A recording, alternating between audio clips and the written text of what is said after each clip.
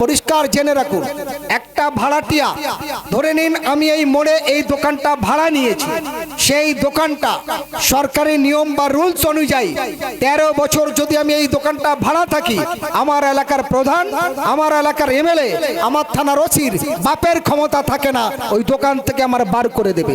13 বছরে বাংলা ভাষায় এক যুগ বলা হয়, বোঝা গেল? 13 বছরে বাংলা ভাষায় এক যুগ বলা হয়। এবং 1977 সাল থেকে আর এই পর্যন্ত 62 দলিল 32 দলিল সমস্ত দলিল রেকর্ড সব বাদ রাখছি। ভূমি সংস্কারের নিয়ম অনুযায়ী, ভারতীয় সংবিধানের নিয়ম অনুযায়ী আমি দীর্ঘকাল ভূমিহীনের পরে যে ভাগ চাষ হিসেবে জমিটা চাষ করেছি, বিভিন্ন বীজ বপন করেছি, তার হিসাবে অরিশান হিসাবে সেই জমির আমি অংশীদারি হই। মালিকানা থাকতে পারে বা তাদের বিভিন্ন কাগজপত্র থাকতে পারে।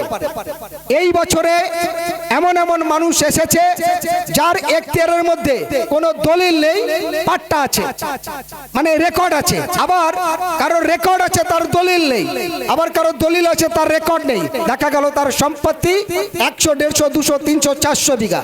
আমার জানতে হবে যে একটা মানুষের কখন উচ্ছেদ করা যায়, একটা জমিদার সে কতটা জমি দখলে রাখতে পারে। চাষযোগ্য জমি হলে বর্তমান নিয়ম অনুযায়ী 30 বিঘার ঊর্ধ্বে কেউ জমি রাখতে পারবে না। যদি মৎস্য চাষির এলাকা হয়, ফিশারি, সেই ক্ষেত্রে সে 200 বিঘির ঊর্ধ্বে কেউ রাখতে পারবে না। জমিদারি চলবে।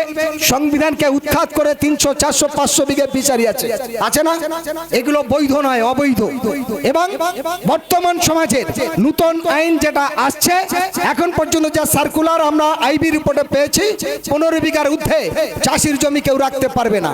আপনার 4টে ছেলে মেয়ে, 15 বিঘাতে কতটা বীজ বপন হয়, তার কতটা চাল একটা পরিবারের লাগে, সরকার যে রেশন দেয়, তার বাড়ি কি কি কাঠ আছে, সেই কাঠের সঙ্গে তার চাষ বপনের সমস্তটা মিলিয়ে কত আয় কত ব্যয়, তার পরিবারে কতটা অর্থ জমছে, সেই মালগুলো কোথায় যাবে? কাগে খাবে না ভূতে খাবে, না বাজারে চড়া দামে বিক্রি হবে? আর গ্রামের যে সকল মানুষ আছে যারা মাথার ঘাম পায়ে ফেলে কলকাতায় গিয়ে জোগাড়ে তাগাড়ে রিক্সা ঠেলা, দিন মজদুরি, লেবার মজদুরি, মাথার ঘাম পায়ে ফেলে খাওয়া হচ্ছে না, সংসার চলছে না, তাহলে সারা জীবন ভিখারি ভিখারির জায়গা থাকবে, গরিব গরিবের জায়গা থাকবে।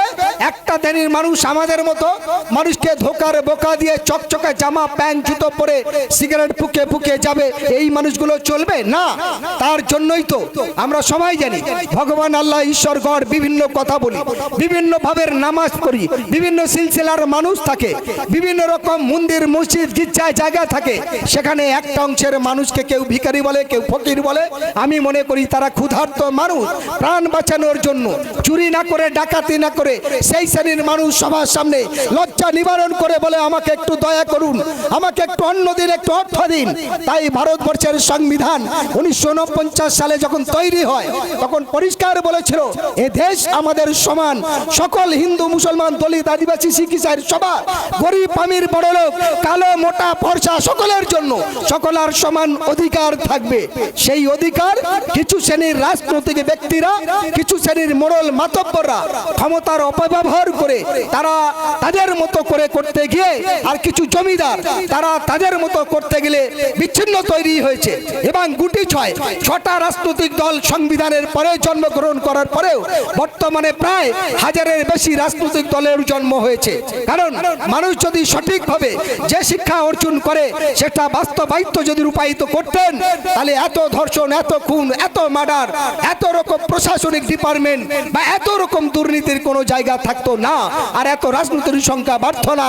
আর এই বর্তমানের যুগে আপনার বাড়ি বসে বসে ছোট্ট একটা বাচ্চা হ্যান্ডেক সেটে সারা পৃথিবী কোথায় কি হচ্ছে সে সব দেখতে পারে, আর সেটাকে চ্যাটিং করে।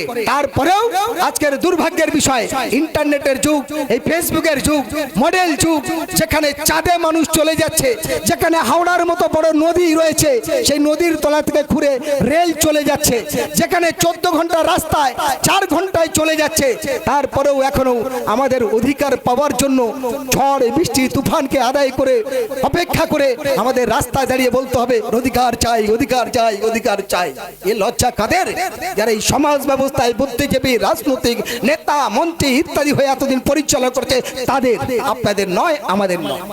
কারণ তারা সরকারি স্যালারি পায়, সরকারি বেতন পায়, সেই বেতনটা সঠিকভাবে নিজের স্বার্থ পূরণ করেছে। মানুষের জায়গায় যদি সঠিক ভূমিকা করতেন, আমাদের মতো বিনা বেতনধারী মানুষ বাংলার এ প্রান্তে থেকে সে প্রান্তে মানুষের জন্য আওয়াজ উঠতে হতো না।